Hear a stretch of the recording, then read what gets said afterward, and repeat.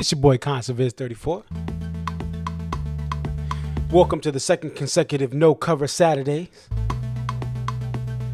D&B only cover the catalog tonight.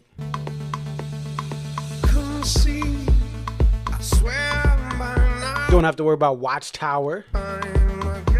No Sledgehammer. Let's dance to D&B songs. Imagine that.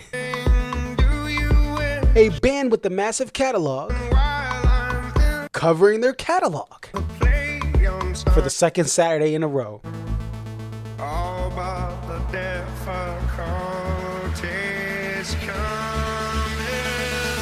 Put them fire dancing tattoos up.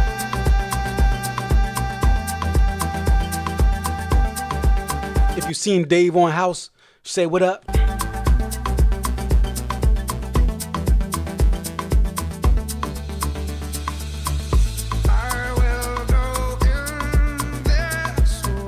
If you sat at table 34 before, at a restaurant before the show, raise your hand in the air. If you associate Eat, Drink, and Be Merry only with Dave Matthews creating it, shout out to you. Free Dodo too.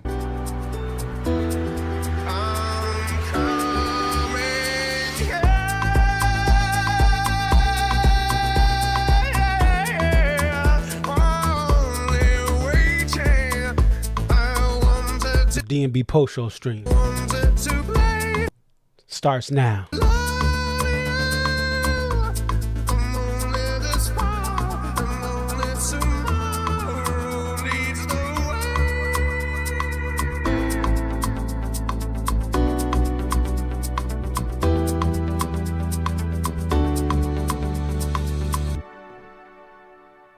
Wait, they played You and Me and Shake Me back to back? All right, we'll let it slide for tonight.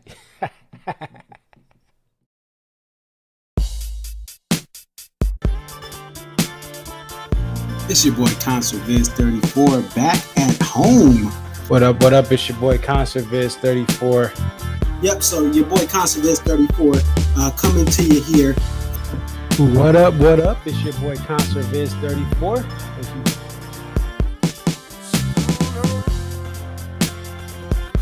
Aria. Okay, so this is Aria, and just tell us a little bit about yourself and about your love for the Dave Matthews Band.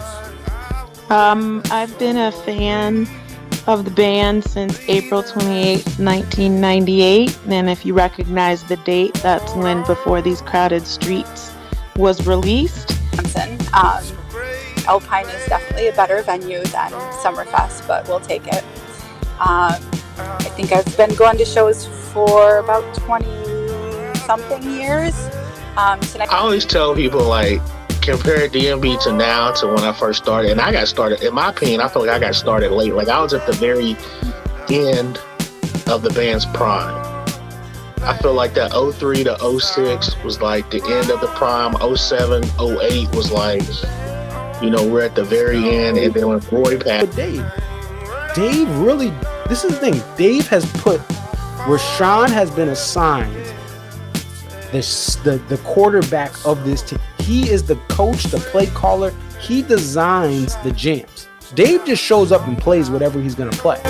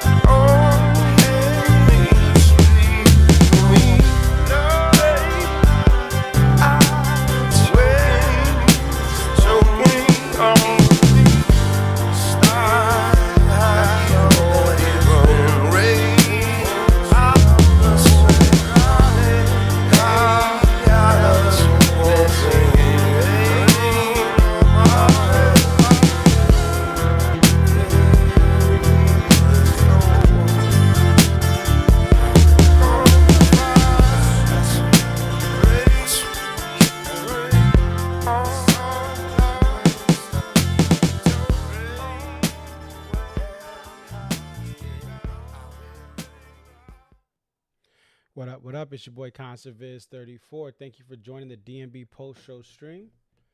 And earlier start tonight, given that Sao Paulo, Brazil is an hour ahead of the East Coast Eastern Daylight Time right now. And so I wanted to still delay the show a little bit to give my guest a little bit of time to get back and ready to talk about this set. Shout out to everyone who's watching this live. Shout out to everyone who watches the replay. Thank you guys for supporting the DNB post show stream. So let's go ahead and pull up this set list. And what I want to do is we're going to just go straight to our guest, Aria, who we've talked to from South Africa in previous streams and also other shows across the country that she's been to. And she's going to be joining us tonight here. And let me just set everything up and get her on.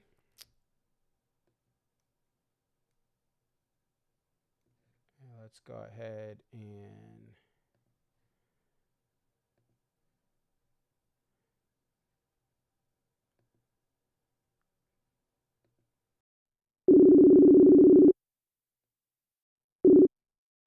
Hello. hey Aria, how you doing tonight? You are live on the DMB post show stream. Awesome. Thanks for having me. And so everyone here in the United States and even other parts of the world, we want to know, what was it like to be at the Best of Blues and Rock Festival to see DMB open up a rare 2 nights of festival shows here? It was actually pretty cool. I've never been to Brazil, so I've never been to this festival. But pretty seamless getting in. Okay, it was a little different in terms of the logistics of how you buy stuff, but that aside, it was pretty cool. They had, I think, 3 artists that went on before Dave Matthews Band, and each artist did an hour-long set, and in between sets, there was a half an hour break. I like that consistency with the timing. Um, and then just, yeah, seeing my favorite band in such a beautiful country. A lot of D&B fans who seem to be local people, which is great. So the enthusiasm was pretty high. Lots of high energy. It was a great show. And it did not feel like a festival set list to me. So I was, appreciative of that. Awesome. And I saw you had posted pictures, on your Facebook page with Rab. Did he kind of notice you early on hanging out? Yeah, so I was on the rail and it was early in the day, and I think he'd been at the sound booth, and then came when he left the sound booth, he came, straight for the front of the pit and was saying hi to people. And I'd seen him at Boston Calling, and just briefly like said hi. And so today at the Best of Blues and Rock, a little bit of an extended conversation because Delta Airlines lost my checked bag, and I didn't get it back until 36 hours after being in Brazil. So Oh, wow. we just talked about that. Yeah, we just talked about that because the band flies Delta, Oh, okay. and yeah, so And so there's limited, you know, videos and photos coming out. There were a couple couch store streamers. It looks like people were kind of had a little bit of space further back in between each other. Did you notice behind you, like, how packed in it was, how, separated people were? um, I didn't, as the festival day went on, and especially like closer to time for DMB, I did not turn around and look behind me. There were some fans who thought it was appropriate to stand right up on my back I was on the rail. Okay. But they did back. I mean, I just was like, you have to back up. You can't, I don't know you. Right. I don't want you squishing up against me. Right. Um, there was an ugly incident when we first went in, and another fan, a woman, was very violently pushed into the rail. Um, I was standing next to her, and a guy was trying to push his way in between us. And when we resisted his efforts, um, he like just shoved her really hard up against the railing. Um, and security and then he was yelling at somebody else, like standing next to me. Security allowed him to stand next to me, stand between us, and then he was yelling. It was in Portuguese, so I didn't understand. I mean, I'm learning Portuguese, but I don't know it fluently enough to know what he was saying. But he was just very like, still agitated and pointing his hands in my face. And I told security I did not feel comfortable with him, standing next to me and when he couldn't calm down. Mm-hmm. So eventually it was a compromise worked and he went further down the rail, Okay. but that was a little concerning. But other than that, I mean, people getting a little bit too close was nothing out of the ordinary that you get in the front of the pit sometimes at any show.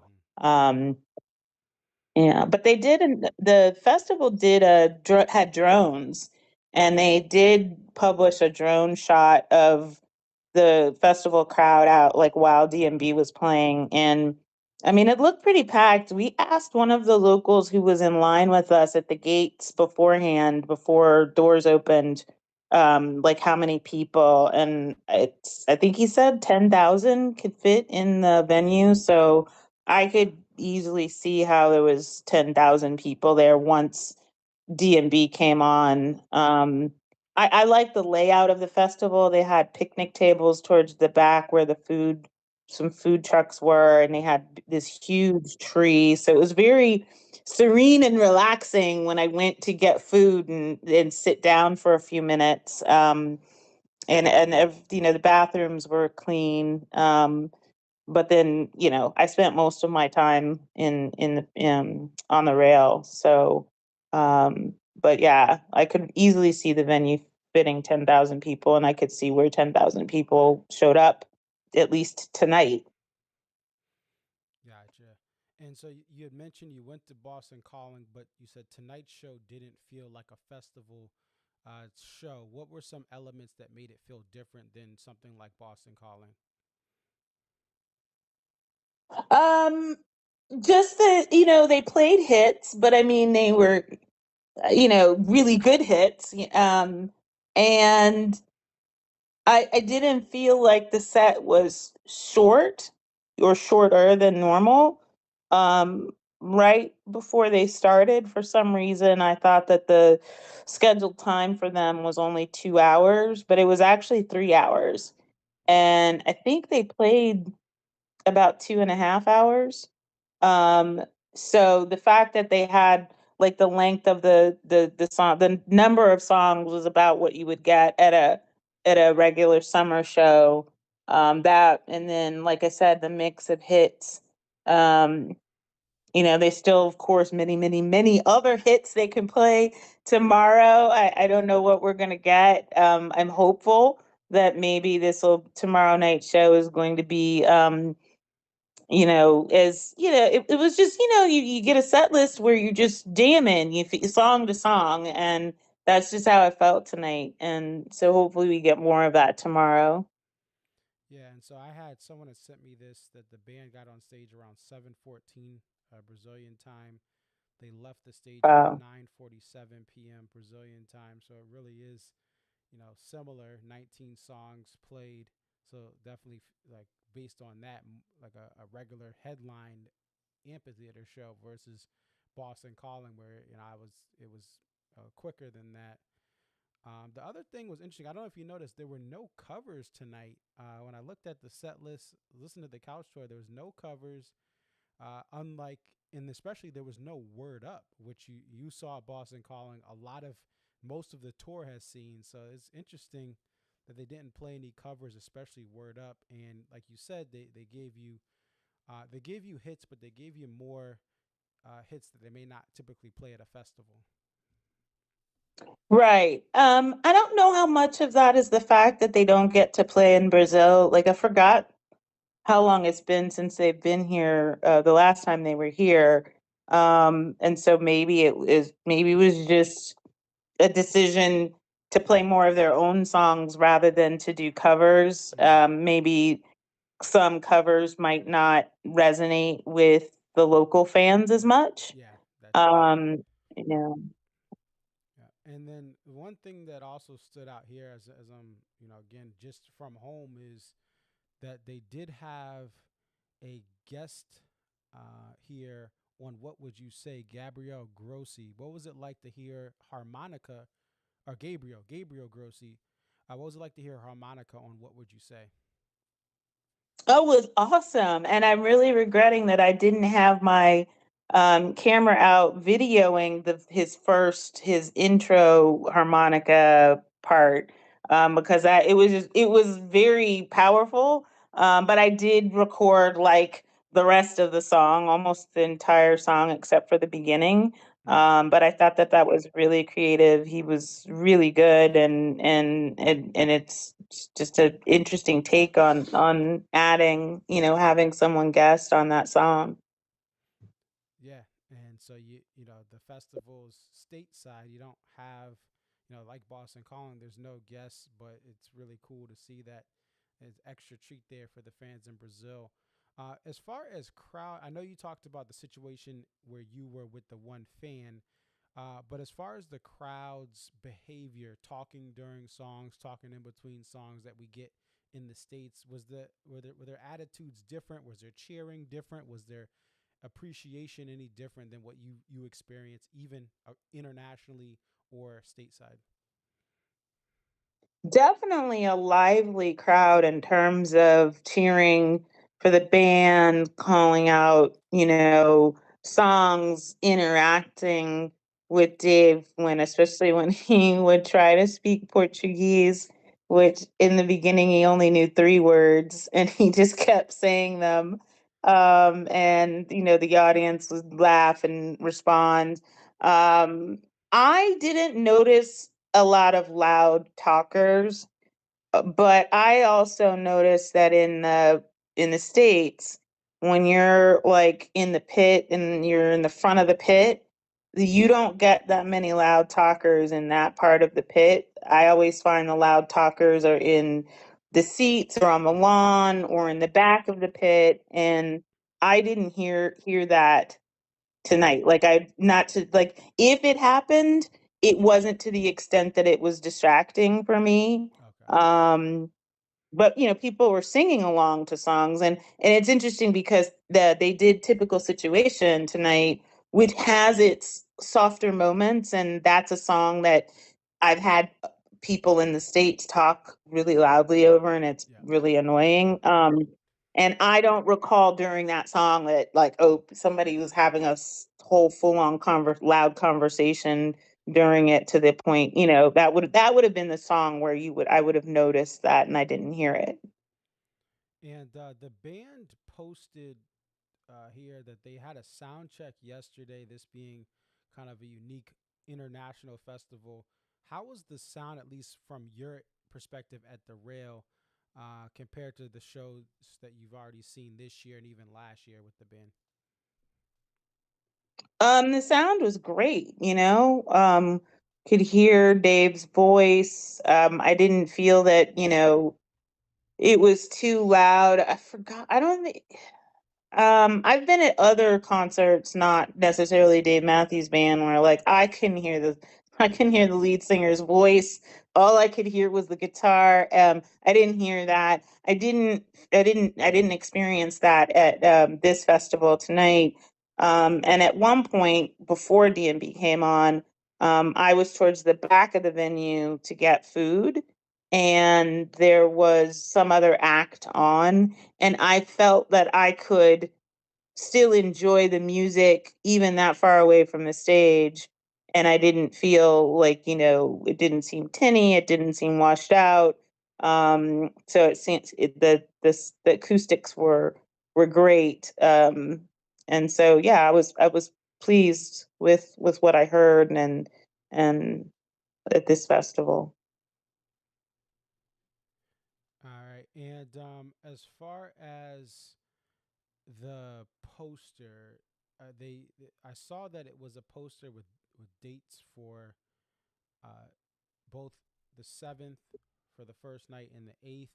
Was there a lot of people that were buying posters? I know it can be different across, in the international shows. Well, I was able to take advantage of the warehouse drop on the poster, so I bought it while I was still standing in the pit before the show.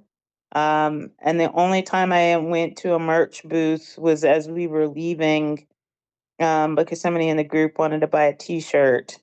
But I kind of hung back. I didn't really like get in the throng. There were a lot of people at the merch booth, but I don't know what they were buying, whether it was t-shirts, band t-shirts or the festival t-shirts, or whether they were buying posters. I did note that the person in my group who was getting a t-shirt, when she got her t-shirt, she said that they didn't have poster tubes for the Oh, okay. posters. I know poster collectors, that can be very disappointing when you buy a poster at a show. So I don't know if that will change tomorrow or if that's just the situation that people are dealt with for this festival. Yeah, we'll have to see there. And sometimes even just internationally, they may not even have the idea to bring tubes or have order tubes. So there could be one of those things there that just wasn't necessarily thought of by the band and maybe not thought of by the festival, but it happens. What was your favorite song of the night here? Oh, well, let's see. Don't Drink the Water has always been a favorite of mine, though there was a period of time when they seemed to play it at a lot of shows. Yeah. And then I hadn't heard it for a while, so I was really kind of pleasantly surprised that that was the opener.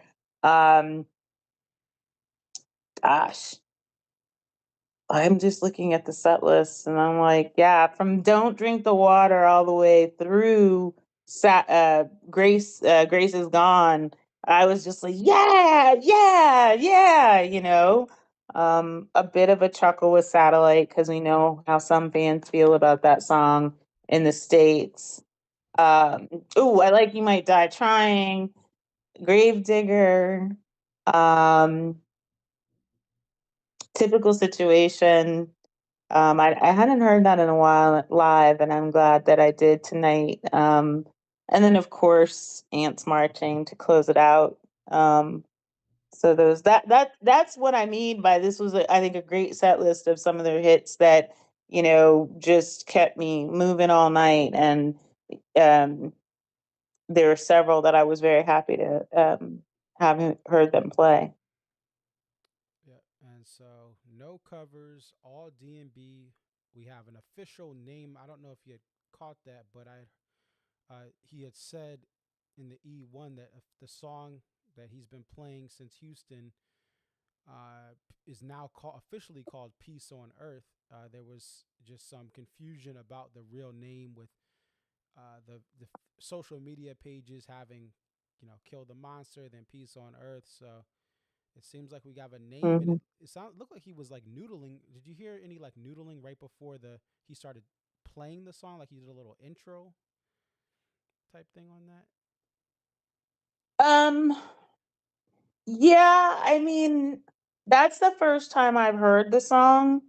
Like I knew it was a new one, so I wasn't focused on what like you know what I'm saying? Like I don't have a distinct recollection of the noodling before that song just because I was focusing on the song. Like you know what I'm saying? I just didn't have that recollection. Hmm. All right. Well, yep. And so it's been played a lot, fifth time this tour, and we'll see what happens in that E1 spot tomorrow. Any other final thoughts about just your experience being here in Brazil, here to see DMB? I mean, I started thinking like I just need them to play I need to go see them in Asia, Australia, and Antarctica, and I think maybe they'll have seen them on all the continents. And I'm grateful and that I am able to combine my love of traveling and visiting new countries and my, going to see my favorite band, all together. So it's just been a great experience. I've really loved Brazil. I want to come back.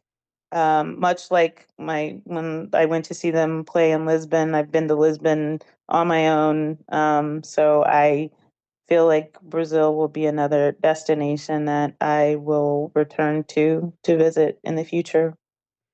All right. Well, thank you so much for being on the post show stream, and we hope you enjoy tomorrow. Take care. Thanks. Bye. All right. Bye. All right. Sounds like you guys are having trouble hearing me. Can you guys hear me now? Can you guys hear me? Just put in the chat if you can hear me better now. Let me know if you guys can hear me at all here on the check 1 2. Let me know if you guys can hear me.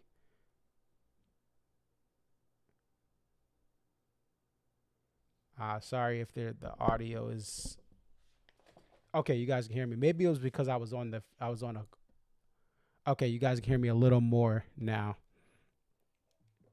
All right. Let's see. I'm trying to see why it may have done that. Okay, you guys can hear me better. Okay, it may have been because I was on a different type of call. Oh, still low. Okay, let's see here. Turn my headphones up. All right, let's see.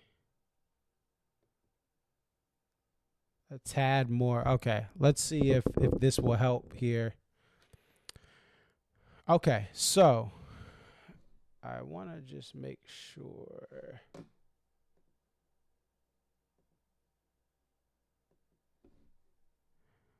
All right, is this better?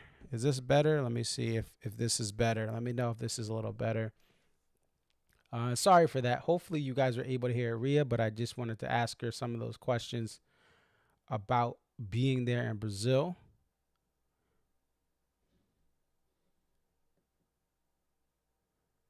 So, yeah, hopefully you guys can hear me a little bit better than you did before. And my apologies here.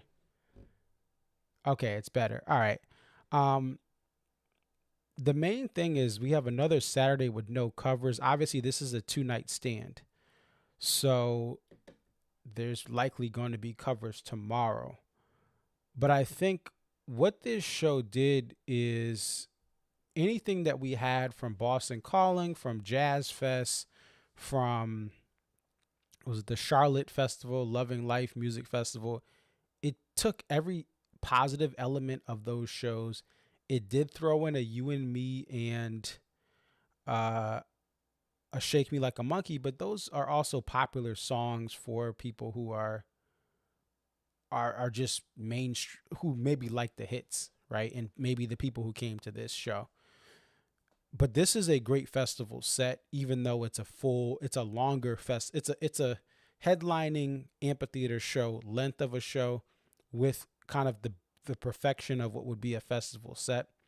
And so I can't really criticize this set specifically because it's geared towards an audience where a lot of these fans may not know some of the deep cuts. I always think you can still get away with more deep cuts, but at the same time, I'm sure, not having seen this band outside the United States, I'm sure you would still lose some fans depending on what type of deep cut you play. Now, I think if you play The Last Stop, you're going to get people enjoying that high energy song and the changes to it, going from very loud to soft and the different dynamic shifts and the stops, where a song like Spoon may not be appreciated by a fan base like this.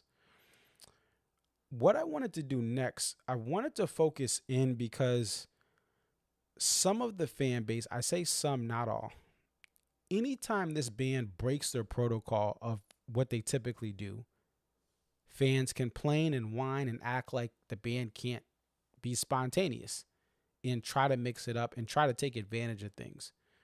And a lot of that's because this band spoils us. they literally hit venues and shows and stops every year or nearly every year. I think the crazy thing is, and I keep this, I'll keep it honest. The state of Florida, some fans were very upset that the band did not come to the state of Florida, and the state of Florida DMB fans thought they were the best state since sliced bread, simply because the band makes a point to go out there. But their fan base in Florida, I've been to a show in Tampa, and I know people who go to West Palm, and I've been to that, that side of Florida, just traveling, got family down there. There's not a lot of DMB fans, but the band still shows up to West Palm, and they were feeling salty, like, oh, how dare you not go to Florida? And it was like they were logistically trying to mix it up. And like I said, when we talked about this months ago, if people did not travel to West Palm as a destination venue from other states, there would not be enough people to fill up that amphitheater. And that's why they don't do fall tour. They haven't done a fall tour show in over 20 years in the state of Florida. Because of that, because in the fall, you're not going to get people traveling like you will in the summer. So fans were upset. Texas, I understand. Texas typically gets shows, at least one or two shows at the beginning of the year. They didn't.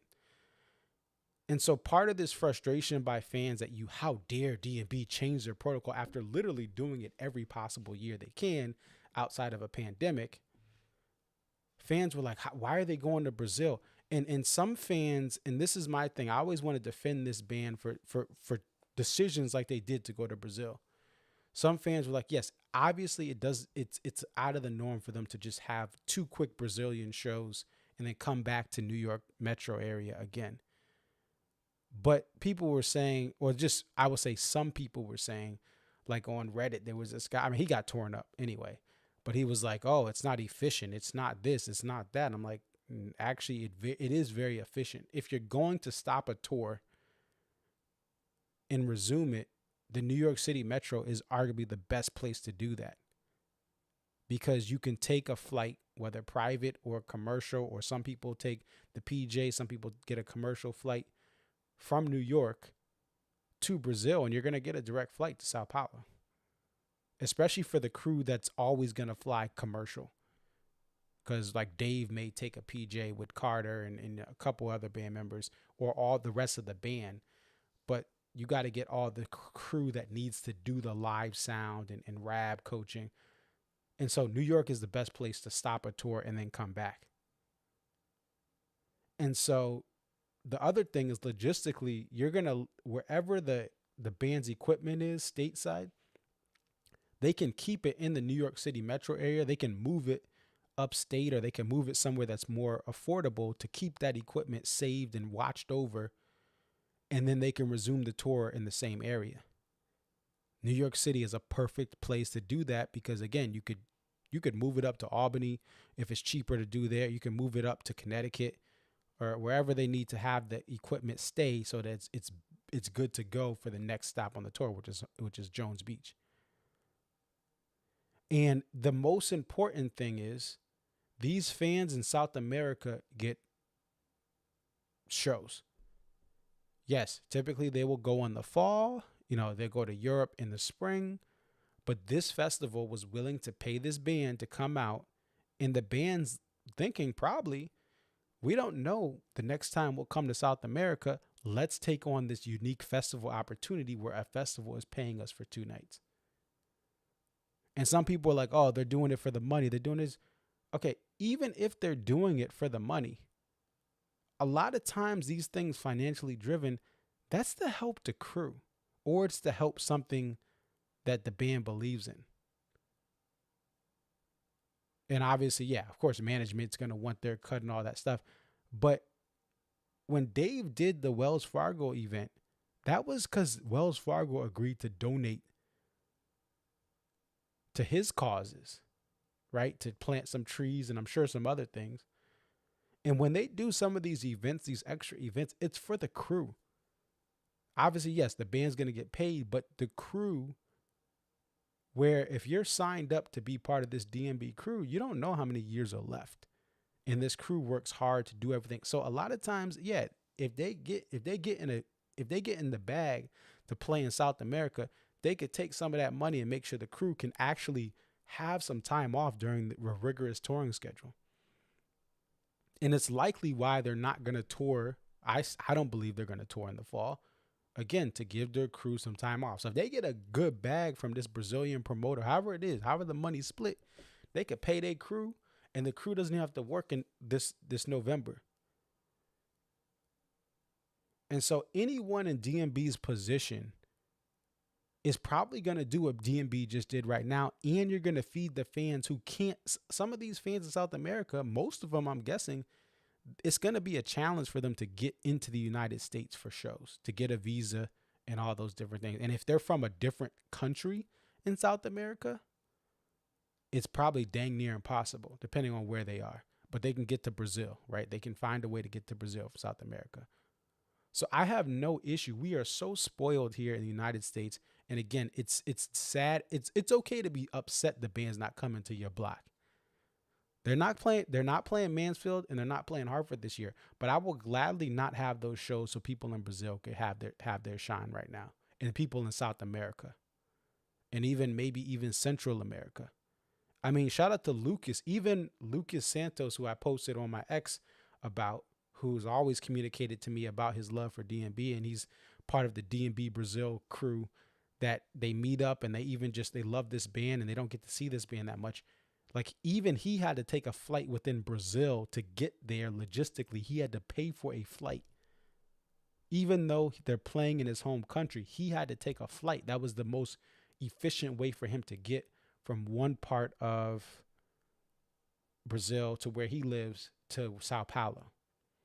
So even within the same state, same country, it's challenging to get across. And I haven't been to South America. I've been to Central America, and even getting, like, I was in Guatemala for a mission trip, and even getting through parts of Guatemala, even if DMB played Guatemala, someone could live, 60 miles away, but it's through the mountains to get to Guatemala City. And that can be rigorous. It can be hard to get the scheduling and all that stuff. So I really think in a situation like this, I'm happy for the fans in Brazil. I'm happy for the international fans that can make it to Brazil, but may not be able to get that travel visa to the United States. And so people that are saying, oh, I don't get, like, we don't have to get it. The band has the right to change up the tour, and they still play a bajillion dates. Imagine being a Pearl Jam fan, and Eddie Vedder, his voice just can't do what it used to do. And imagine you could live in a city like Chicago. Oh, there's no shows except in Indiana. You drive down to Indiana and the Pearl Jam show is postponed, or you set up hotels and all that, and they postpone the show. Oh, Eddie's voice. Oh, someone's sick again. And Pearl Jam's a phenomenal band. I hope to see them one day. But when you talk about other bands who don't tour or have to cancel shows, and you think about even, prayers up to Billy Joel, like, he had this whole plan to go to different cities that he typically doesn't touch, and these stadium shows, and he had to cancel the whole thing because of his health. So I just defend, like, in this situation, the band has every right to play these shows, and these shows are touching fans who don't get this band. And seeing some of the couch tours, seeing Rab view from further back, and just the joy in that crowd, that's what this thing is all about. It's all about just the excitement of fans from internationally coming over to Sao Paulo, Brazil, and seeing this band. And this band actually giving them all DMB songs on another Saturday night where we have no covers. Even if they gave them covers, or they give a cover tomorrow, I'm sure the crowd will probably still like it. And so it's crazy work to think, oh, why are they doing? I don't understand it. It makes perfect logistical sense. And anyone in DMB's, people talk about this band like they wouldn't do the same thing or even be greedier, right? And even some of this stuff is in management's control, so you don't even have a say. So the management's going to tell you, no, what you're going to do is play. We don't know when's the last time they played Australia. I believe it was like is the Byron. Is it 2019? I think it was 2019. Maybe it was even before that. They canceled in 2020. They canceled in 2020. When's the last Australia? That's actually good. No, it may have been before that.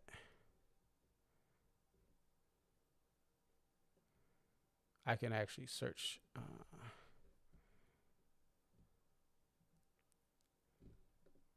When was the last Australia? I'm trying to even look at that. Wasn't 17.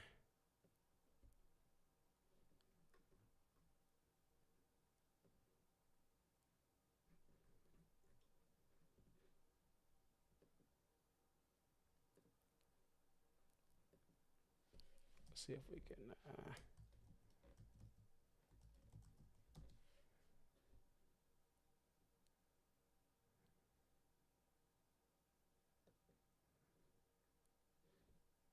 Oh, that's Sydney, Virginia.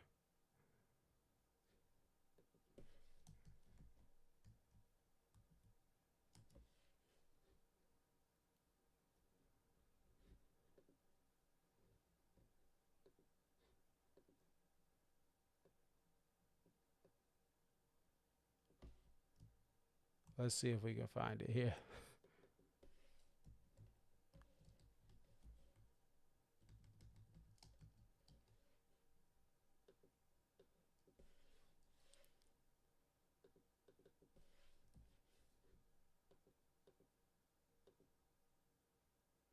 Yeah, I don't know. I have to look that up later. Because there was a in 20 during the pandemic stopped the last.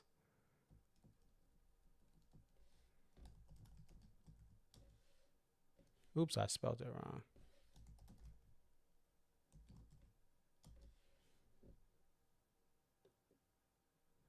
That's 07. Oh yeah, they were supposed to do that. I think it was.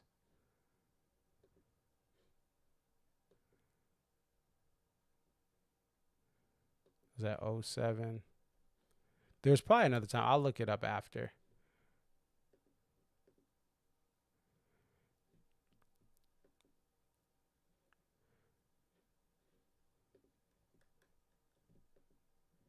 Yep. So we got one more night of this, and what else is going on with the band? The band announced they're going to be in Mexico in 2026. So we have these dates. There's controversy with January because there's likelihood for. I mean, now listen. Last year there was rain, or this year there was some colder weather the first two nights.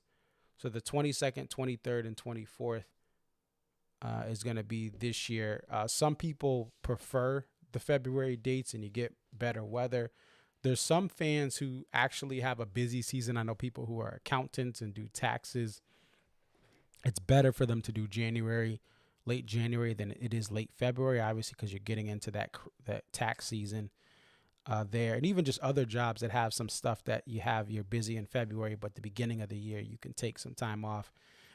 January. So it is kind of a double-edged sword here. We do have Trampled by Turtles will be the openers for Nathaniel Rateliff will be the Thursday night, but Trampled by Turtles I believe will be one of these nights here. I think it's the 22nd they're going to be on. But they will actually, let's see, we'll get it on. Give me 1 second. I'll get it on the announcement from Dave and Tim Mexico.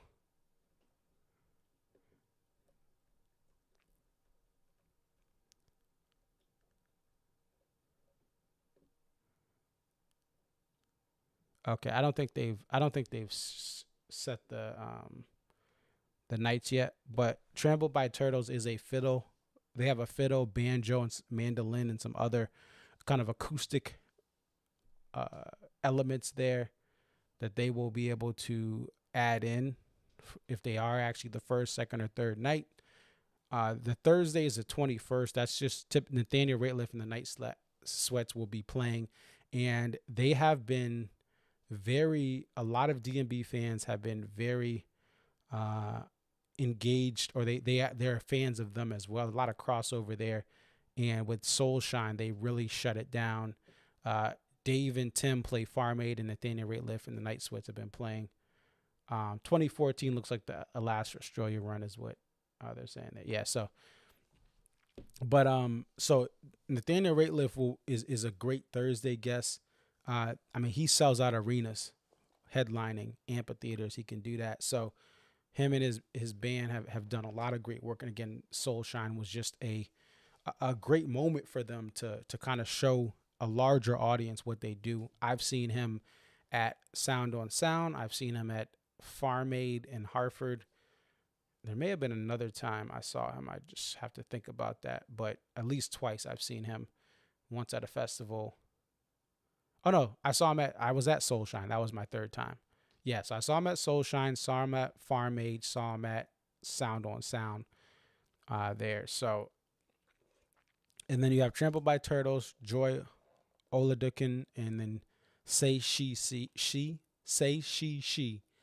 There, tongue twister there. And so, again, some people aren't going to like it in January. It is what it is. Some people are going to have that availability. It's an expensive trip. I always say, listen, I can't, at this time in my life, I can't afford the trip, but I'm happy for those who can. Those who invest in the trip. I've never really heard anyone. The only thing I've heard is some people just wish certain nights, and it really depends on where you are in the crowd. Certain nights get a little bit more of a rowdy crowd with the all-inclusive resort, and the drinks are essentially free. You can tip. People get pretty hammered, but then by like night 3, people are really humbled and hungover. But sometimes, depending on where you are, results do vary. Some portions of the crowd, you do have some people who are talking. I think the highest driver I've heard is people who are drinking a lot are just talking. They're less aware of how much they're talking over Dave and Tim. But even so, most people leave these things wanting to come back if they have the funds. The only people that typically don't come back are those who just say, hey, I need to invest this money somewhere else, or it just doesn't make sense for me to drop this every year, to drop 5-10 G's every year on this.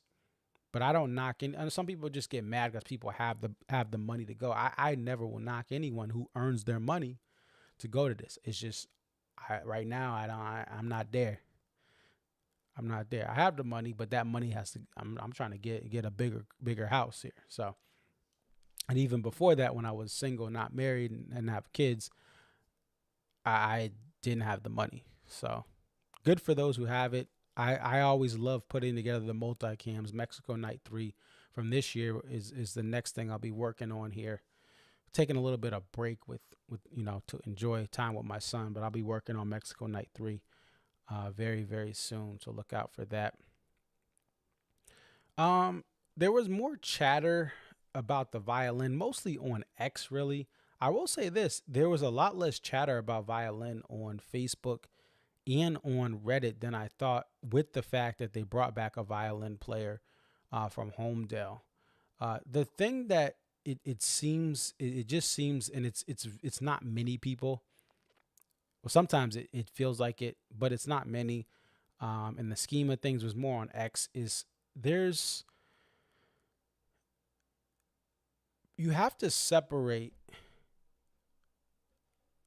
especially with the situation, because what happens is people are upset that the band does not have a violin right now.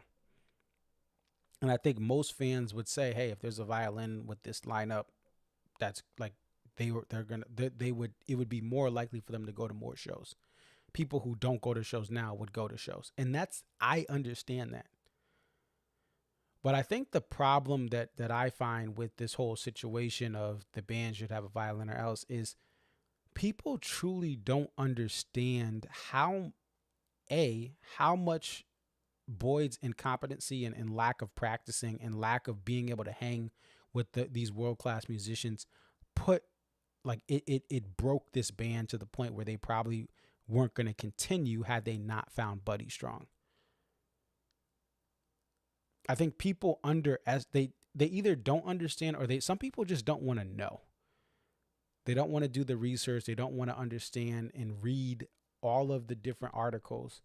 And if you don't want to do that, that's fine, but don't act like you know what you think you know, but you don't really know. I think that's the problem is nobody is saying you need to know every single insider thing about this band or every single small subliminal thing that's been kind of laid out with the whole situation. But people have this idea that, oh, like they should just do X, Y, and Z. And it's not necessarily that easy.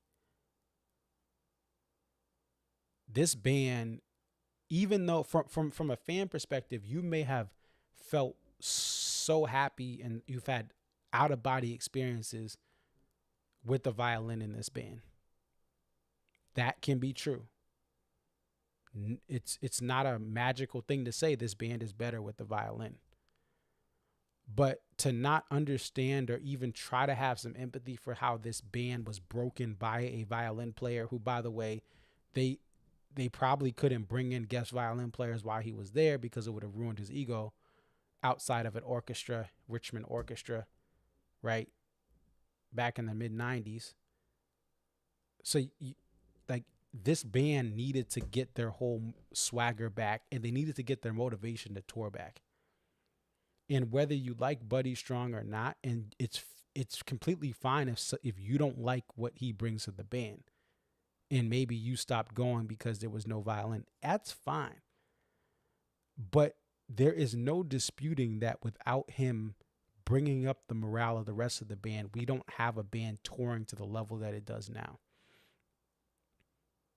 Dave has even said in the Relics article about they didn't realize how much they needed him until he was there.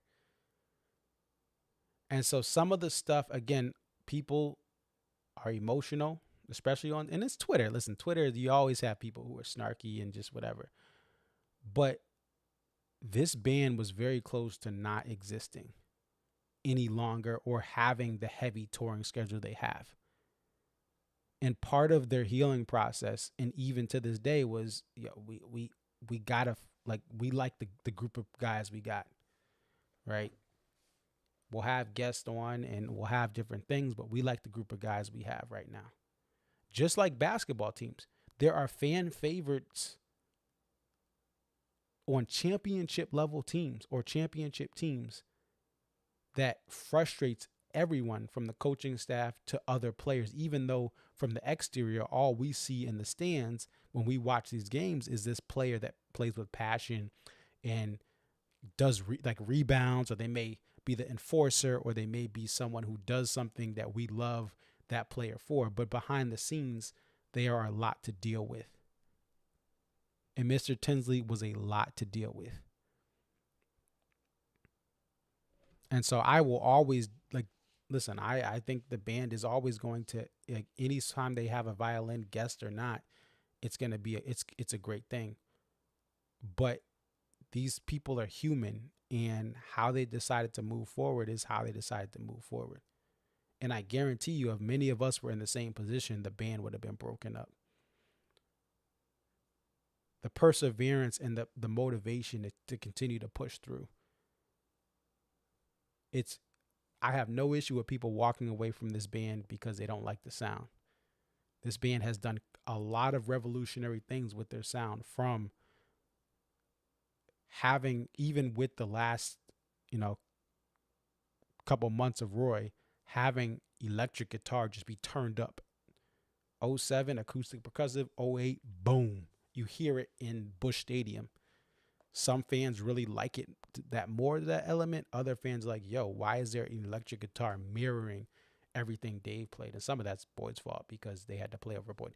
But that's the thing, is there's a lot that we don't even know. There's a lot that you have to read between the lines. And the other thing that's indisputable is it's amazing to me how many fans who know this band in so many ways don't understand how Boyd missed a lot of cues. Right? An entire solo that he did in Lion Our Graves from the Live in Chicago 98 show had to be re-recorded in the studio and then overlaid or overdubbed over what he played. From, you listen to the tape or audio and you listen to the live release, and it's totally different. That was 1998. That was a 1998 recording. That wasn't 2016 or 15. So again, as fans, we felt the joy of a violin being on stage. As musicians, these musicians were absolutely frustrated that there was one person holding them back from being cohesive, missing solos, misfretting notes. And while there's no one like Mr. Tinsley, the energy that he gave, that was a catalyst to why this band is what it is today. Because they didn't originally have Boyd as an original member of this band. When they first formed and played their first show, there was no Boyd. But him coming in added another level to the live performances. But he was always a wild card, just like certain athletes. You think about Dennis Rodman, like leaving in the middle of the playoffs to go to, like, just to leave that, like, that's crazy. But that's who Dennis Rodman was.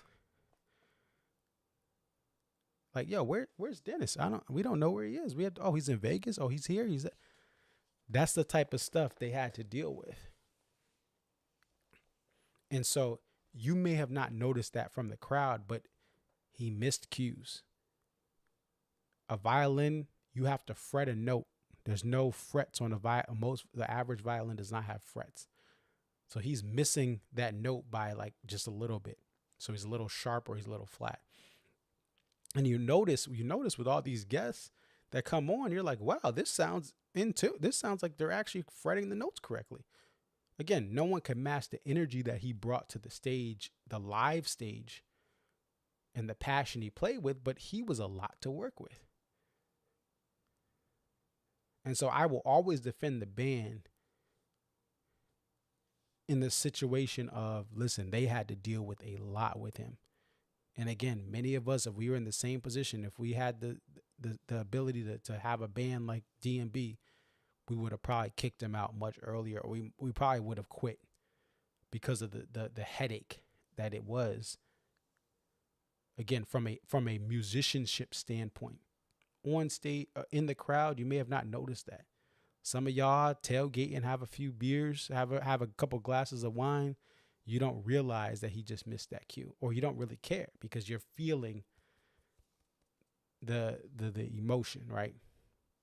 But I looked on stage. Listen, I only saw the end. I did not see the prime. I saw the end, but I noticed looking on stage as a newer fan, I saw what was going down. I was like, yo, why does he, like, he was actually on stage just like moping around.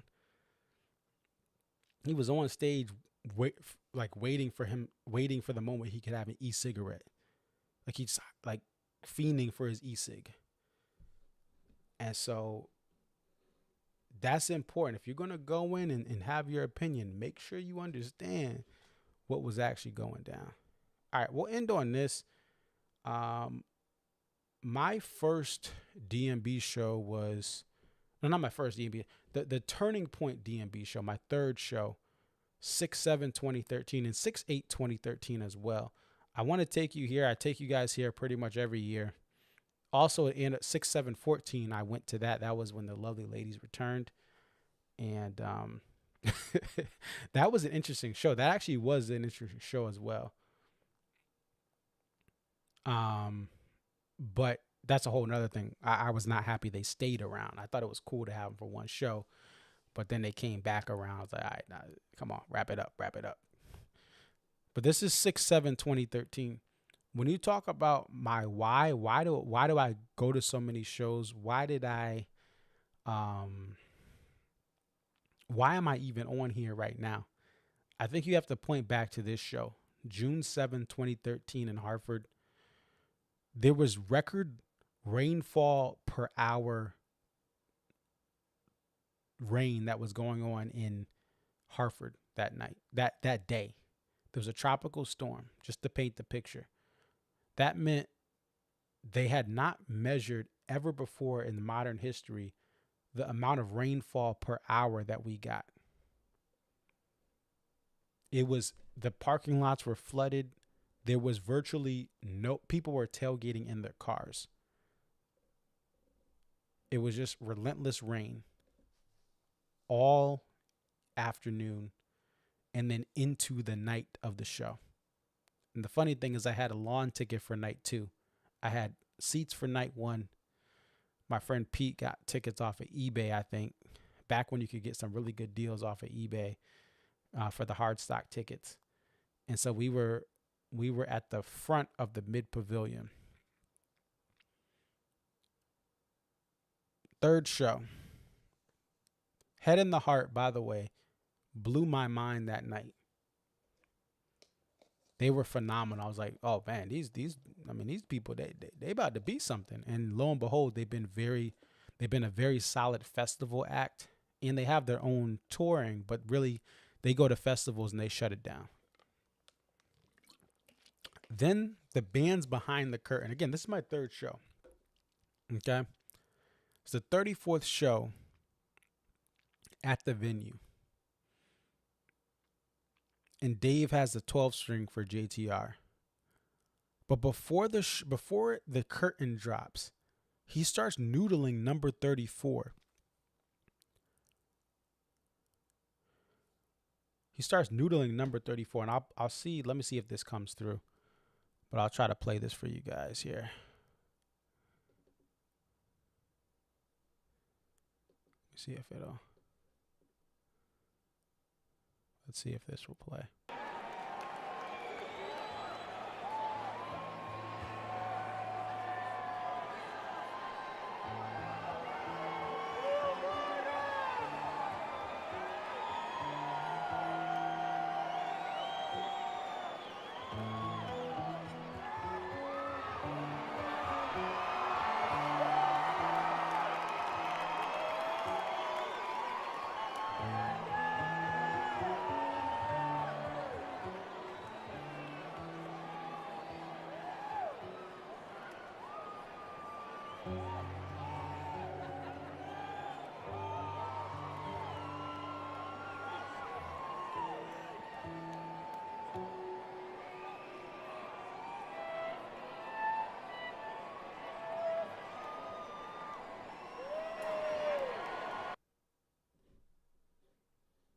All right, so that was behind the curtain. And then after that, of course,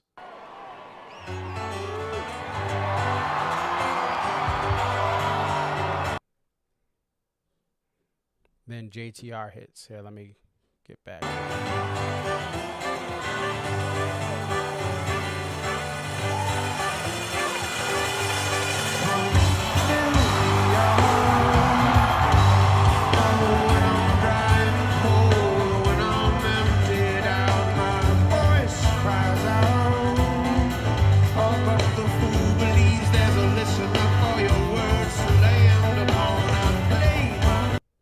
So that's the only time that DMB has played any part of number 34. That was a little bit of a tease. That's the only time that the bands had their 34th show at a venue. And they played any part of number 34 there. Deer Creek, Gorge, none of them. Hartford's the only venue that could say that. And so that was like really surreal. Like, be like, he has a 12 string and he's playing number 34 on it, which I don't think that's ever happened. And then you get JTR, Warehouse, Squirm, Broken Things, right? Idea of You, Kill the Preacher, YM, and then Captain comes out. Belly Belly Nice. Then you get a Fish Tender, Jane, Lion Our Graves, Running Down the Dream, Rooftop. And then at the 15 spot, Stanley Jordan comes out and plays Dreaming Tree with the band. It's just, this was a night that, like, again, I missed a lot of this band's history, especially in Hartford. And I grew up like 15 minutes from this venue. Like, very convenient to get, but I was a kid, right? I was just a kid, as the old Dirt Hill says, right? But this Dreaming Tree was surreal. Then you get Rhyme and Reason with Stanley Jordan staying. You get it every May, but this was only 8. This was really, who cares? After the run you have. Then you get an Ants. The encore was Drunken Soldier into Watchtower. And so this is why, like, if you want, like, why am I here? Why do I make these videos? It's because a night like this is something that I feel like every fan should have. I'm 3 shows into my touring. I'm a millennial, a 90s kid born in 1990, and I missed a lot of the great things this band did live because of my age. But I saw this show. Many of you guys, you may have Alpine as your home venue, you may have the Gorge as your home venue, and you may be a similar age to me, right? Maybe you were born 1990, 92, 87, 89, and you missed the prime of this band in the 98 to 04 because you were simply too young. But this type of show, there's been shows I've heard tapes of from Alpine and from Deer Creek, and it's a similar thing. This type of show, this is a different band. When the band has something, and I think of Live Track 69, Guilford Night 1, it's a totally different experience when you see this band bust out a bunch of special things and they're just feeling it. It's just they're feeling it, and they go above and beyond what the typical run-of-the-mill show is. And it changes your willingness to go to travel for this band. If I don't see this show, I don't meet many of you guys at Alpine or at the Gorge. That's how important this show was. I stopped going once a year, and I start going to as many shows as possible.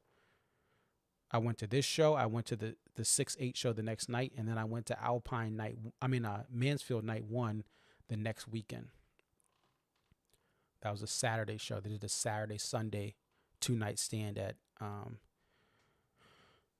Mansfield. And I would have went Sunday, Mansfield Night 2, but it's Father's Day, and my grandfather, and at the time, both of my grandfathers were living, and my father. And so that there's nothing that trumps,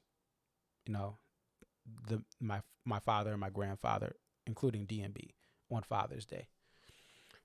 And now my son. So, this is a show. This is why this is like, why do you complain about this? Be grateful the band's playing. I am. But every fan should see this type of show. Every fan should have a random broken things in here. They should have a JTR opener with the curtain drop. They should have a Lie in Our Graves, Fish Tender, and Dreaming Tree, Rhyme and Reason all in the same show, and close out the main set with Ants. I'm grateful for every show I go to. Some shows I like better than others. I respect what this band does on a nightly basis, but my Lord, when you get a show, I cannot say this enough, when you get a show like this, it is just a whole different level. And it makes you never want to miss a show again at your home venue, which I have not. I have not missed a show. Dave and Tim at Farm Aid, full band. Since this was the first show, because I missed Hartford Night 2 in 2012. I went Night 1. But from this show forward, I have made every show. By the grace of God, health and wellness and ability to go to these shows and everything in order. Family's good. I don't have an emergency call. If someone's in the hospital. I would obviously go to if someone in my family is going to trump DMB. If they're in the hospital, I'm selling my ticket.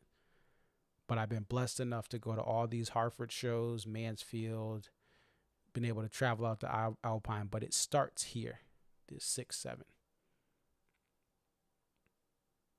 Right. And so that Guilford show, Live Track 69, I highly recommend it. If you've skipped a bunch of live tracks, buy Live Track 69 like I did. I bought the Lossless version and the hoodie combo. That's a show that happened last year. That same magic is there. It's different. Obviously, the band is different. Different personnel. But like SPAC Night 1 2023. Guilford Night 1 2024. And many of you guys, Gorge Night 1 2023, which I put together with that, they had violin there. Those shows are just... you go to something like that and it changes your perspective. And some fans, you're not going to find that out for 5 to 10, 15, sometimes even 15 years. You may go to a midweek venue every year, and that's fine. That's your home venue. That's what you can make. You don't have the ability to travel, or you're not even motivated to travel outside of your home venue. And so maybe you miss some of the stuff that happens on the weekend. But once you get a show like this, And it's not about, oh, this show is better than that show. No, it's about this type of show. Because everyone who loves Dave playing the phone book that night was happy, and people like me who were like, hey, what's some of the coolest stuff you can see from this band? Boom, you get it, and you get hooked. All right, that's it. I'll shut up. But I will see you guys tomorrow. We'll see if we can get Aria back on and see if we can get some other people. If you're watching night 1 and you want to come on night 2, message me, put something in the comments. But X, Facebook, and Instagram, ConcertViz34. Go ahead and go there. And then check out, I don't want to play this because I don't know what the copyright is on this, especially dealing with Cash Money. I don't want to talk about the Lil Wayne album that just came out, which was absolute trash. But I don't know what Cash Money or Universal has with copyright strikes. But I did do a mashup of P&P into back to a Juvenile song right there. I don't want to play it, but it's right there in X, and it's also on Instagram. D&B times Juvenile, P&P into a Juvenile song there. Check that out. But I'll end here. And it's your boy ConcertViz34. Thank you guys for tuning in. I'll see you tomorrow.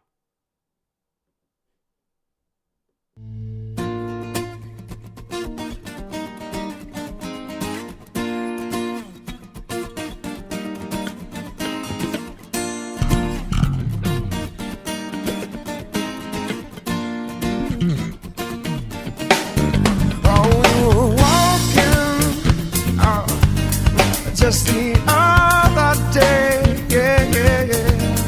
And it was so hot outside. You could fry an egg. Gone. Remember you were talking, and I watched as sweat ran down your face. Reached up and I caught it at your chin. Licked my fingertips. You were just wasting time. Let the hours roll by, doing nothing for the fun.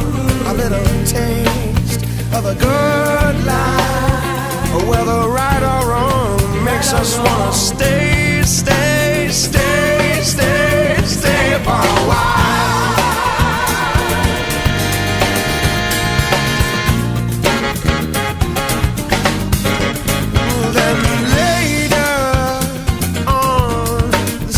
Began to fade, and then, well, the clouds rolled over our head, and it began to rain.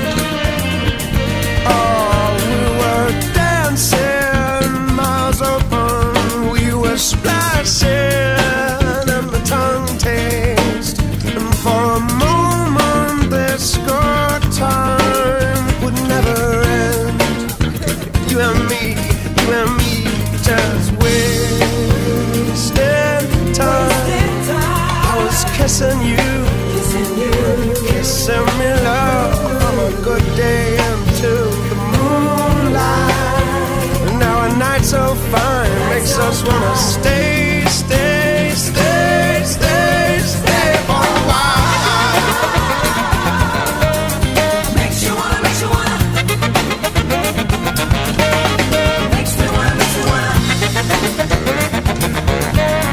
Don't it make you wanna?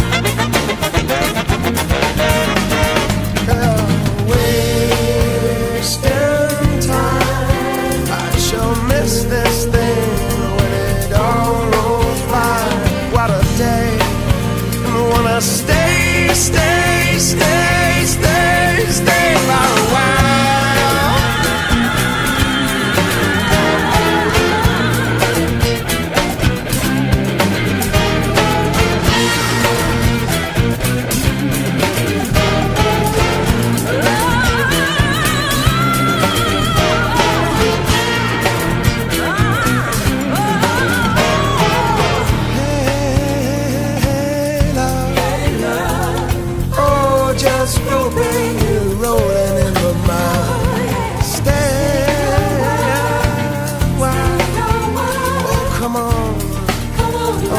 stay.